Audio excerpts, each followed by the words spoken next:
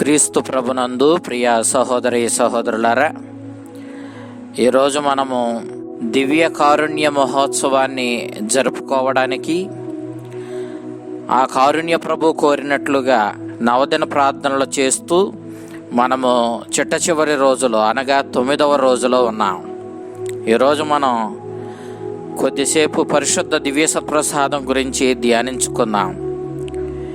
విశ్వశ్రీ సభకు పరలోకపు తండ్రి తన తనయుని ద్వారా అందించిన అత్యంత ముఖ్యమైన మహా గొప్ప నిధి ఈ దివ్య సత్ప్రసాదం. నాటి జగద్గురువు, నేటి పునీతుడు అయినటువంటి 2వ జాన్ పాల్ పాపు గారు తాను వ్రాసినటువంటి విశ్వలేఖలో శ్రీసభ తన జీవాన్ని దివ్య సత్ప్రసాదము నుండి పొందుతుందని ఈ ప్రపంచానికి ప్రకటించాడు. ఎక్లేసియా దే యూకరిస్తియా అనేటటువంటి ఈ విశ్వలేఖలో ఆయన ఈ అంశాన్ని వివరించాడు. ప్రతిరోజు మనం విశ్వాసంతో రుచి చూచి అనుభవించే గొప్ప సత్యం ఇది. దైవ సంఘమైన విశ్వశ్రీ సభ పరమరహస్యం యొక్క హృదయాన్ని ఇది తెలియజేస్తుంది. యేసుక్రీస్తు లోకాంత్యం వరకు నేను సర్వదా మీతో ఉంటాను అని వాగ్దానం చేశాడు. మత్తయి శుభవార్త 28వ అధ్యాయం 20వ వచనంలో మనం చూస్తూ ఉన్నాం. దివ్య సత్ప్రసాదములో గోధుమ అప్పం, ద్రాక్షారసం ప్రభుని శరీర రక్తాలుగా మారడం ద్వారా విశ్వశ్రీ సభ ఆయన ఉనికిని ఒక ప్రత్యేకమైన రీతిలో అనుభవిస్తూ ఆనందిస్తూ ఉంది. పెంతుకోస్తు పండుగ నాటి నుండి విశ్వశ్రీ సభ బిడ్డలు అనగా నూతన నిబంధన యొక్క ప్రజలు తమ పరలోక నివాస యాత్రను ప్రారంభించారు. ఆనాటి నుండి కూడా ఈ పవిత్రమైన దివ్య సంస్కారము వారి ఆశయాలను, నమ్మకాన్ని నెరవేరుస్తూ ఈ రోజులన్నిటినీ తన దివ్య ఉనికితో గుర్తించి ఆ ప్రజలను ముందుకు నడిపిస్తూ ఉంది ఈ దివ్య సత్ప్రసాదం. ఈ దివ్య సత్ప్రసాద బలి క్రైస్తవ జీవితానికి శిఖరము మరియు దైవ సంఘమైన విశ్వశ్రీ సభ యొక్క సర్వ ఆధ్యాత్మిక సంపదయునై ఉన్నది అని మనం మరువరాదు. క్రీస్తు మన పాస్కాయు మరియు నిత్య జీవపు ఆహారము అని గమనించాలి. అతని సొంత శరీరము నేడు మనము జీవము మరియు జీవమును అనుగ్రహించున్నది. పవిత్రాత్మ ద్వారా అతడు తన జీవమును మానవుని కొరకై అర్పించెను. మనం ప్రతిరోజు ఒక గొర్రెను అర్పిస్తున్నాము. ఒకటి ఈరోజు, మరొకటి మరో రోజు అర్పించడం లేదు. ఈ కారణంగా ప్రతిరోజు ఒకే ఒక గొర్రెను అర్పిస్తున్నాము. ఆ గొర్రె దేవుని గొర్రె. ఇప్పుడు కూడా మనం ఆ ఒకే బలి వస్తువును అర్పిస్తున్నాము. అతడు ఒకనాడు అర్పించబడ్డాడు. తనను తాను పూర్తిగా అర్పించుకోవడానికి అప్పగించుకొని ఆ బలిలో బలి అయ్యాడు. కానీ అతడు ఎన్నడూనూ అంతమే ఎరుగని శాశ్వత జీవి అని పునీత జాన్ క్రిసోస్టం గారు తెలిపారు. కావున మనం క్రీస్తుని బలి మరియు దివ్య సత్ప్రసాద బలి రెండూనూ ఒకే ఒక బలి అయి ఉన్నవి అని గుర్తించాలి, గ్రహించాలి. దివ్య సత్ప్రసాదం విశ్వాస పరమరహస్యమై ఉన్నది. ఇది విశ్వాస పరమరహస్యం మన మానవ జ్ఞానానికి అంతు చిక్కనిది. దానిని మనం విశ్వాసము ద్వారానే అర్థం చేసుకోగలుగుతాం. గోధుమ అప్పం, ద్రాక్షారసములను ఆశీర్వదించినప్పుడు అభిషేకించబడిన గురువు హస్తాల మీదుగా ఆశీర్వాదం పొందినటువంటి గోధుమప్ప ద్రాక్షరసాలు సాక్షాత్తు శిలువ మీద ప్రాణత్యాగం చేసి మరణాన్ని జయించిన ఉత్థాన క్రీస్తుని యొక్క శరీర రక్తాలుగా మారుతూ ఉన్నాయి. మన రక్షకుడు క్రీస్తుని శరీరముగాను రక్తముగాను అవి మార్పు చెందడం ద్వారా విశ్వశ్రీ సభ ఆ ఆహారాన్ని భుజించి నిత్య జీవానికి తనను తాను సంసిద్ధం చేసుకొనుచూ ఉన్నది. పునీత అగస్టీను చెప్పినట్లుగా మనం అనేక రకాల భోజనాలు భుజిస్తాం, కానీ అవన్నీ కూడా మన శరీరంగా మారతాయి. కానీ మనం భుజించినటువంటి క్రీస్తుని శరీర రక్తాలనేటటువంటి ఈ దివ్య సత్ప్రసాదము, ఈ పరలోక విందు మనల్ని క్రీస్తునిగా మారుస్తుంది అన్నాడు. ఇది నిత్య సత్యమై ఉన్నది. మనం అర్పించిన గోధుమప్పము, ద్రాక్షారసము ఇవి రెండూ కూడా మన కంటికి ఎలాంటి మార్పు లేనటువంటి పదార్థాలుగా కనిపించినప్పటికీ అవి వాటి అంతః పదార్థాలలో మార్పు చెంది గోధుమప్పము ప్రభు శరీరంగాను, ద్రాక్షారసం ప్రభు యొక్క రక్తంగాను మార్పు చెందుతూ ఉన్నాయి. దీనిని మనము ట్రాన్సబ్స్టాన్షియేషన్ అని పిలుస్తూ ఉన్నాం. యోహాను శుభవార్త 6వ అధ్యాయం 54వ వచనంలో, నా శరీరమును భుజించి నా రక్తమును పానము చేయువాడు నిత్య జీవాన్ని పొందుతాడు, నేను అతనిని అంతిమ దినమున లేపుతానని ప్రభు తెలియచేస్తూ ఉన్నాడు. దివ్య సత్ప్రసాదములోని అప్పమునందు, ద్రాక్షారసమునందు సాధారణమైన అంశాలు మాత్రమే మనం చూడగలిగినప్పటికీ మన ప్రభు స్వయంగా ప్రకటించినట్లు అవి అతని దివ్య శరీరము మరియు దివ్య రక్తము అన్న సత్యాన్ని మనం విశ్వసించాలి, గ్రహించాలి. మనకు ఈ సత్యాన్ని వెల్లడిస్తూ మన స్పర్శ జ్ఞానానికి అది అర్థం కాకపోయినా మన విశ్వాసమునకు అది స్పష్టంగా అర్థమవుతూనే ఉంది అని యెరూషలేమునకు చెందిన పునీత సిరిల్ గారు తెలియజేస్తూ ఉన్నారు. యేసు ప్రభు తాను స్వయంగా దివ్య సత్ప్రసాదంలో నెలకొని ఉన్నానని, ఆ దివ్య సత్ప్రసాదము నిత్య జీవమిచ్చే ఆహారమని, ఆత్మల భోజనమని, నశించిపోవు ఆత్మలను, నీరసపడిపోయి మరణం పాలైనటువంటి ఆత్మలను ఉత్తేజపరచి జీవంతో నింపేటటువంటి పరలోకపు నిత్య జీవాహారమని దివ్య సత్ప్రసాదాన్ని ఉద్దేశించి ప్రభు మనకి స్పష్టంగా యోహాను శుభవార్త 6వ అధ్యాయంలో వెల్లడి చేస్తూ ఉన్నాడు. ఈ అంశాన్ని మనం ధ్యానిస్తూ ఉన్నప్పుడు ప్రభు అనేక చోట్ల ఈ సత్యాన్ని వెల్లడి చేస్తూ అనేక అద్భుతాల ద్వారా, ఆశ్చర్యకరమైనటువంటి సంఘటనల ద్వారా గోధుమప్ప ద్రాక్షరసాలు ఆశీర్వదించబడిన తరువాత దివ్య పూజలో గురువు హస్తాల మీదుగా నిజంగా క్రీస్తుని శరీర రక్తాలుగా మారుతూ ఉన్నాయి అన్న సత్యాన్ని ప్రకటిస్తూ ఉన్నాడు. మనము లాన్సియానా అనేటటువంటి ప్రాంతంలో జరిగినటువంటి అద్భుతాన్ని చూద్దాం. పూర్వపు అన్షాను ఫ్రాంటానుసే అనేటటువంటి మహానగరంలో 1200 సంవత్సరాలుగా మొట్టమొదటి కథోలిక సంఘానికి చెందిన అత్యంత గొప్ప దివ్య సత్ప్రసాద అద్భుతాన్ని మనం చూస్తూ ఉన్నాం. ఈ మహా ఆశ్చర్యకరమైనటువంటి సంఘటన 8వ శతాబ్దంలో జరిగింది. పునీత లెగోన్షియన్ అతి చిన్న దేవాలయములో బసీలియన్ మఠ గురువు నిజంగా యేసుక్రీస్తు ఈ దివ్య సత్ప్రసాదంలో ఉన్నాడా అని అనుమానించాడు. అతడు దివ్య పూజలో గోధుమ అప్పాన్ని, ద్రాక్షరసాన్ని ఆశీర్వదించిన తరువాత గోధుమ అప్పము నిజంగా క్రీస్తుని శరీరంగాను, మాంసంగాను, ద్రాక్షరసం నిజంగా ప్రభు యొక్క రక్తంగాను మారిపోయాయి. ఆ పవిత్ర శరీరం సాధారణ స్థితిలో లాటిన్ చర్చిలో నేటికి ఉపయోగించే పరిమాణంలోనే కనపడుతూ ఉంది. వెనుక నుండి కాంతిని ఆ శరీరం ఉంచినటువంటి పాత్ర మీదకి మళ్లించినప్పుడు ఆ శరీరము గులాబీ వర్ణంలో కనిపిస్తుంది. రక్తము గడ్డకట్టి ఎర్రని రంగులోనే ఉంది.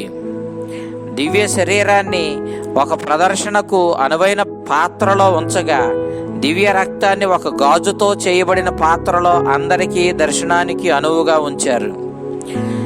మైనర్ కన్వెన్షనల్ ఫ్రయర్స్ 1252వ సంవత్సరం వరకు ఈ పవిత్రమైనటువంటి పాత్రలకు సంరక్షకులుగా ఉంటూ వచ్చారు. చియాటి పీఠానికి చెందినటువంటి అప్పటి పీఠాధిపతులు లాండూఫ్ గారు ఈ పవిత్ర బాధ్యతను వారికి అప్పగించారు. వారి బాధ్యతను 1252వ సంవత్సరం ఏప్రిల్ నెల 20వ తారీఖున పోపు గారి ఆదేశాల మేరకు బెనడిక్ట్ సభకు చెందిన గురువులకు వాటి సంరక్షణ బాధ్యతను అప్పగించడం జరిగింది. స్త్రీ సభకు చెందిన అనేక మంది పెద్దలతో అనేక సార్లు పరిశోధనలు జరపబడ్డాయి. 1574 వరకు ఈ పరిశోధనలు సాగాయి. మరలా 1970 నుండి 1971 మధ్యలో మరలా 1981లో శాస్త్రీయ పరిశోధనలు జరిగాయి. అత్యంత ప్రాచుర్యం పొందిన శాస్త్రవేత్త ప్రొఫెసర్ గోదార్ద లినోలి సమక్షంలో ఈ పరిశోధనలు జరిగాయి. ఆయన ప్రసిద్ధి చెందిన అనాటమీ మరియు పథాలజీ, హిస్టాలజీ, కెమిస్ట్రీలోనూ మరియు క్లినికల్ మైక్రోస్కోప్లోనూ గొప్ప ప్రావీణ్యం కలవాడు. అతనికి ప్రొఫెసర్ రిగ్గెరో చెర్టెల్లి వియన్నా యూనివర్సిటీ ప్రొఫెసర్ గారు సహాయకుడిగా పనిచేశాడు. ఆ పరిశోధనలు చాలా నిజాయితీగా, ప్రశ్నించడానికి వీలు లేనంత నిక్కముగా జరగబడ్డాయి. ఆ పరిశోధనలన్నీ సక్రమంగా ఫోటోగ్రాఫ్తో సహా రికార్డు చేయబడి ఉన్నాయి. ఈ పరిశోధన ఫలితాలను వాటి నిజ నిర్ధారణ తర్వాత ప్రకటించినటువంటి అంశాలను మనం చూద్దాం. ఈ శరీరము నిజమైన శరీరము, రక్తము నిజమైన రక్తము. ఈ శరీరము, రక్తము మానవునికి చెందినవి. ఆ శరీరము మానవ హృదయానికి చెందిన కండరాలతో కూడిన శరీర భాగంగా గుర్తించారు. అనగా అది ఒక శరీరంలోని హృదయమును పట్టి ఉంచే కండరాలు. గుండె లోపల పొర, మెదడుకు, ఛాతీకి, పొట్టకు ప్రాకే గుండె నరాలు, ఎడమవైపు ఉండే రక్తనాళాలు, గుండెకు చెందిన దానిని పట్టి ఉంచే పెద్ద కండరాలు, మాంసమును బట్టి అది ఒక గుండె అని, ఆ గుండెకు ఉండవలసిన అన్ని లక్షణాలు పుష్కలంగా ఉన్నాయని వారి పరిశోధనల్లో తేల్చారు. శరీరానికి, రక్తానికి రెండిటికి ఒకే రక్తపు గ్రూపు ఉండడం గమనించారు. అది AB గ్రూపు. ఆ రక్తంలో ప్రోటీన్లు ఉండవలసిన సాధారణమైన మొత్తంలోనే ఉన్నాయని గుర్తించారు. ఆ రక్తంలో minerals, chlorides, phosphorus, potassium, sodium మరియు కాల్షియం అన్నీ సరిపాలలో ఉండవలసిన రీతిలో ఉన్నట్లుగా గుర్తించారు. ఈ రక్తము, శరీరము వాటి సాధారణమైన స్థితిలోనే 1200 సంవత్సరాలు ఎలాంటి వాతావరణ మార్పుల వల్ల కానీ, బయలాజికల్ ఏజెంట్ల వల్ల కానీ మార్పు లేకుండా, పాడవకుండా ఉండిపోవడం గొప్ప అద్భుతమే. ఇది అసాధారణమైన గొప్ప సంఘటన. చివరిగా శాస్త్రీయ పరిశోధనలు చేసిన శాస్త్రవేత్తలు వారి పరిశోధనల అనంతరం ఇది చాలా మహోన్నతమైన అద్భుతమని, శాస్త్రీయ సాంకేతిక జ్ఞానానికి అందని గొప్ప అద్భుతమని ప్రకటించారు. నేటికి కూడా 1200 సంవత్సరాల తరువాత కూడా ఆ ప్రభు యొక్క శరీరము, రక్తము ఆ పాత్రలో భద్రపరచబడి ఉంది. నేటికి ఆ పరిశోధనలన్నీ కూడా ఆ శరీరము, రక్తము జీవంతో ఉన్నాయని, అవి నేటికి కూడా చెక్కు చెదరకుండా, పాడవకుండా ఉండిపోయాయని పరిశోధనలో వెల్లడి కాగా శాస్త్రవేత్తలు వాటి గురించి ఏమి చెప్పాలో తెలియక చేతులెత్తేశారు. అదే రీతిలో కాసియాలోని దివ్యసత్ప్రసాద్ అద్భుతం గురించి చూద్దాం. ఉంబ్రియాలోని కాసియా నగరం అందరికీ పునీత రీటా నగరంగా సుపరిచితమైనది. ఈ నగరంలో ఒక అసాధారణమైన దివ్యసత్ప్రసాద్ అద్భుతం 1330వ సంవత్సరంలో సియన్నాలో జరిగింది. ఈ అద్భుతం జరిగినప్పటి అవశేషాలను అక్కడ భద్రపరిచి ఉంచారు. అనారోగ్యంతో బాధపడుతున్న ఒక వ్యవసాయం చేసుకునే రైతుకు దివ్యసత్ప్రసాదం ఇవ్వడానికి ఒక గురువు అర్థించబడ్డాడు. వారి కోరికను మన్నించిన ఆ గురువు దివ్యసత్ప్రసాదాన్ని, అనగా ఆశీర్వదించబడిన గోధుమ అప్పాన్ని అగౌరవంగా తన ప్రార్థనా పుస్తకంలో పేపర్ల మధ్యలో ఉంచుకొని తన సంకలో పెట్టుకొని అనారోగ్యంతో ఉన్న రైతు ఇంటికి వెళ్ళాడు. అతని పాప సంకీర్తన విని కొద్దిసేపు ప్రార్థించిన తరువాత ఆ గురువు పుస్తకాన్ని తెరిచి దివ్యసత్ప్రసాదం ఆ రైతుకు ఇవ్వడానికి ప్రయత్నించాడు. కానీ గొప్పగా అతని ఆశ్చర్యానికి అవధులు లేనట్లుగా ఆ ఆశీర్వదింపబడిన అప్పము, అనగా ప్రభు శరీరము, శరీర రక్తాలుగా మార్పు చెందింది. అవి ఎంతగా మారాయంటే ఆ ప్రార్థనా పుస్తకం ఇరువైపులా ప్రభు యొక్క రక్తంతో ఆ 2 పేపర్లు తడిసి ముద్దయ్యాయి. ఆ గురువు పశ్చాత్తాపంతో తన తప్పును ఒప్పుకొని పాప క్షమాపణం పొందడానికి సియన్నాకు వచ్చాడు. అక్కడ అగస్టీనియన్ మఠ గురువు అయినటువంటి కొరియాకు చెందిన ఫాదర్ సైమన్ ఫిదాటీకి విషయం వివరించాడు. అతడు గొప్ప బోధకుడిగా, మంచి మఠ జీవితం జీవించే పవిత్రమైన గురువుగా పేరు పొంది ఉన్నాడు. ఆ గురువు విషయమంతా విని తానే స్వయంగా అద్భుతాన్ని చూచి తర్వాత ఆ గురువుకి పాపక్షమాపణను ఇచ్చాడు. ఆ గురువు ఆ 2 పేపర్లను తనతో ఉంచుకోవడానికి అతని అనుమతి అడిగి తనతోనే ఆ పేపర్లను, అనగా ప్రభు యొక్క శరీర రక్తాలతో తడిసి ముద్దైనటువంటి ఆ పేపర్లను తన వద్దే ఉంచుకున్నాడు. తర్వాత ఒక పేపర్ను తనతో పెరుగువాకు తీసుకుని వెళ్ళాడు. ఆశీర్వదించబడిన గోధుమ అప్పము, రక్తపు మరకలతో తడిసిన పేపర్ కసియాలోనే ఒకటి ఉంచబడింది. అవి సెయింట్ అగస్టిన్ చర్చిలో భద్రపరచబడి ఉన్నాయి. ఈ 100 సంవత్సరాలలో భక్తులు ఈ దివ్య సత్ప్రసాదాన్ని అత్యంత మర్యాదలతో, భక్తిభావాలతో ఆరాధిస్తూ వచ్చారు. పరిశుద్ధ జగద్గురువులు కూడా ఈ ఆరాధనను ఎంతో ప్రోత్సహిస్తూ వచ్చారు. ఈ దివ్య సత్ప్రసాదాన్ని దర్శించుకొని ప్రార్థించు వారికి ప్రత్యేకమైన శ్రీసభ ఆశీర్వాదాలను ప్రకటించుకుంటూ వచ్చారు కూడా. 9వ బోనిఫస్ పోపు గారు 1401వ సంవత్సరంలో ఈ అద్భుతమైన సంఘటనను గుర్తు తెచ్చుకుంటూ ఆ రోజు యేసుక్రీస్తుని శరీర రక్తాల పండుగను గొప్ప పండుగగా జరుపుకోవాలని కోరుకున్నారు. ఆ రోజు ఈ పవిత్రమైన దివ్య సత్ప్రసాదం గొప్ప ఊరేగింపుగా తీసుకొని పోబడుతుంది. ఎన్ని 100 సంవత్సరాలు గడిచినా ఈ దివ్య సత్ప్రసాదంలో ఎలాంటి మార్పు రాలేదు. అంతేకాదు, క్రీస్తుని రక్తంతో తడిచిన ఆ పేపర్లు కూడా చీకిపోలేదు, పాడైపోవడం కానీ అక్కడ జరగలేదు. ఈ సంఘటన నేటికి అనేక మందిని ఆశ్చర్యంలో ముంచివేస్తూ ఉంది. వీటన్నిటికీ యేసుక్రీస్తుని అనంతమైన ప్రేమే సమాధానం. దేవుని బిడ్డలారా, నేను మచ్చుకి 1-2 అద్భుతమైనటువంటి దివ్య సత్ప్రసాద సంఘటనలను వివరించాను. వాస్తవం ఏమిటి అనంటే, ప్రతి దివ్య పూజలోనూ ఈ సృష్టిలో ఎన్నడూ జరగనటువంటి గొప్ప అద్భుతం జరుగుతూ ఉంది.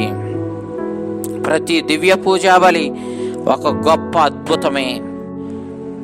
మామూలు గోధుమ అప్పము, ద్రాక్షారసము అభిషేకించబడిన గురువు హస్తాల మీదుగా దివ్య పూజలో ప్రార్థించినప్పుడు గోధుమ అప్పము సాక్షాత్తు సృష్టికి కారకుడు, సృష్టికర్త అయినటువంటి దేవుని శరీరంగాను, మామూలు ద్రాక్షరసము ఆ ప్రభు యొక్క నిత్య జీవమిచ్చే రక్తంగాను మార్పు చెందుతూ ఉండడం మనం చూచేటటువంటి అద్భుతాలలోకెల్లా మహోన్నతమైనటువంటి అద్భుతం. అంతేకాదు, పాపాత్ముడైనటువంటి మానవుణ్ణి, పాప ఫలితంగా మరణానికి గురి అయి దేవునికి దూరమైనటువంటి మానవుణ్ణి మరలా జీవంతో నింపి వాడికి పుష్టినిచ్చి ఆ స్వర్గరాజ్యానికి నడిపించుకొని వెళ్ళే నిజమైన నిత్య జీవమిచ్చే మన్నా ఆహారము ఆ క్రీస్తు ప్రభు యొక్క శరీర రక్తాలు. అందుకే పరలోకము నుండి దిగివచ్చిన జీవము గల ఆహారమును నేనే, ఈ ఆహారమును భుజించువాడు ఎన్నటికీ మరణించడు అని చెప్పి ప్రభు స్పష్టంగా తెలియచేస్తూ ఉన్నాడు. యోహాను శుభవార్త 6వ అధ్యాయంలో ఈ అంశాలను మనం చూస్తూ ఉన్నాం. కాబట్టి ఈనాడు క్రీస్తు ప్రభు యొక్క దివ్య హృదయాన్ని మనం భుజిస్తూ ఉన్నాము. ఏ హృదయంలో ఉన్న ప్రేమతో మన కోసం శిలువ మీద ప్రాణత్యాగం చేశాడో అదే ప్రేమ గల హృదయాన్ని దివ్య సత్ప్రసాదంలో మనం భుజిస్తూ ఉన్నాము.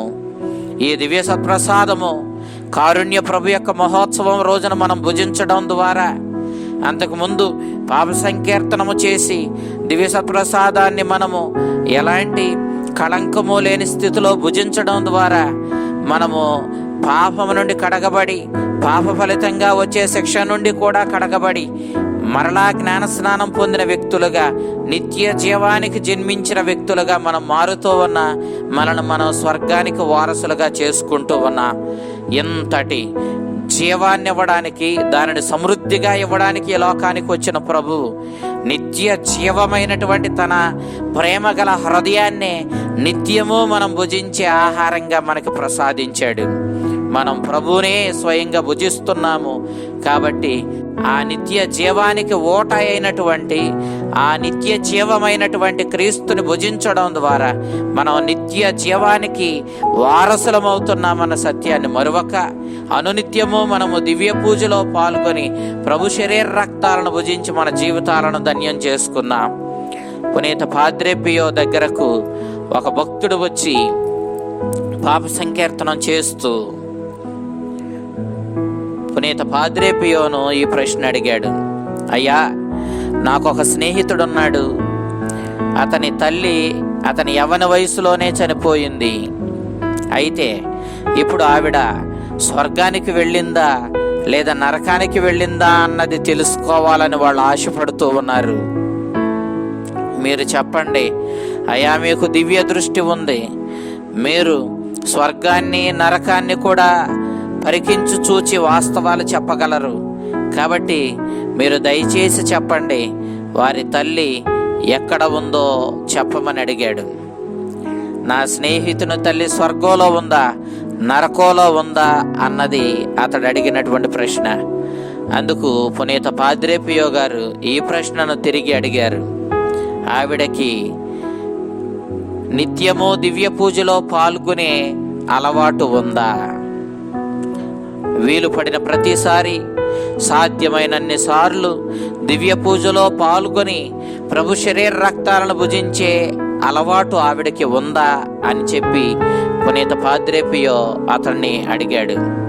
అప్పుడు అతడు లేదు, ఆవిడ దివ్య పూజలో పాల్గొనేది కాదు అని చెప్పాడు. అప్పుడు వెంటనే పాద్రే పియో అన్నాడు, అయితే ఆవిడ స్వర్గానికి వెళ్ళలేదు, నిత్య జీవాన్ని ఆమె పొందలేదు. ఆ మాటతో మనందరికీ గొప్ప జ్ఞానబోధ జరగాలి. మనందరి హృదయాలు వాస్తవాన్ని గ్రహించగలగాలి.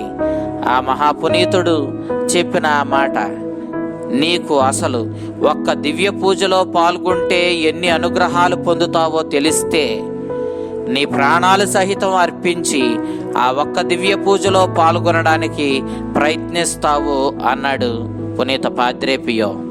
మరి దేవుని బిడ్డలారా, ఎంత మహోన్నతమైనటువంటి అనుగ్రహాల నిధి దివ్య పూజాబలి.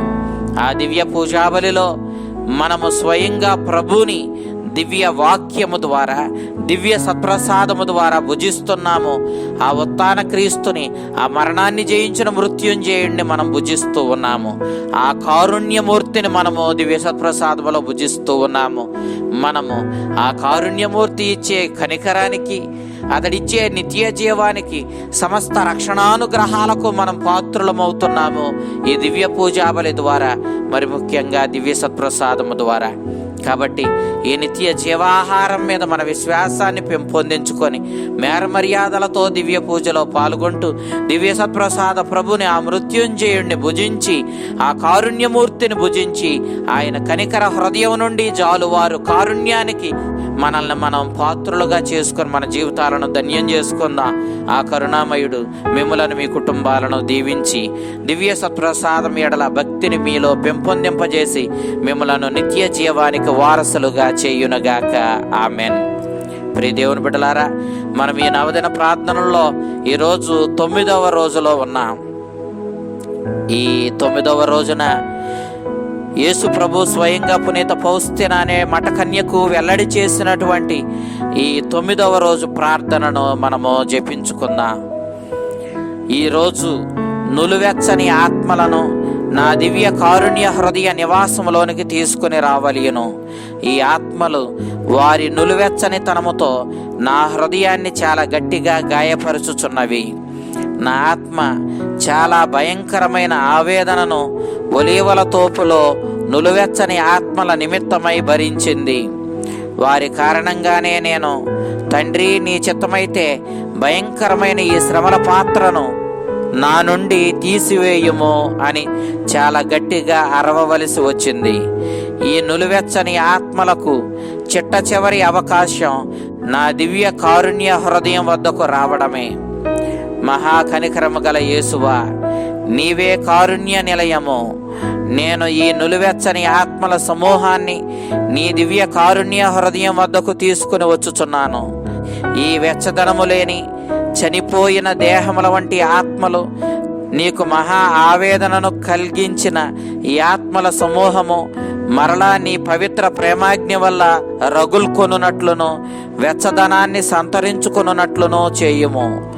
ఓ మహా కనికరము గల యేసువా, నీ మహాశక్తి గల కారుణ్యము వలన ఈ ఆత్మలను నీ దివ్య ప్రేమలోనికి స్వీకరించి వారికి నీ పరమవరమైన ప్రేమను అనుగ్రహించుము. ఎందుకనా నీ శక్తికి అసాధ్యమైనది ఏదియునో లేదు. శాశ్వతుడవైన తండ్రి, నీ కనికరము గల నేత్రాలను నులివెచ్చని ఆత్మల సమూహం పైకి త్రిప్పుము. ఏది ఏమైనను ఈ ఆత్మలు నీ దివ్య కుమారుని కారుణ్య హృదయమునందున్నారు. కనికరమునకు నిలయమైన తండ్రి, నీ దివ్య కుమారుని అతి చేదు శ్రమల ఫలము చేతను మరియు అతని 3 గంటల సేపు శిలువపై అనుభవించిన భయంకరమైన ఆవేదన ఫలము చేతను ఈ ఆత్మలకు కూడా నీ మహా కనికరమును మహిమపరచు భాగ్యమును దయచేయుమని మిక్కిలి వినయముతో బ్రతిమాలుకొనుచున్నాము తండ్రి. ఆమెన్.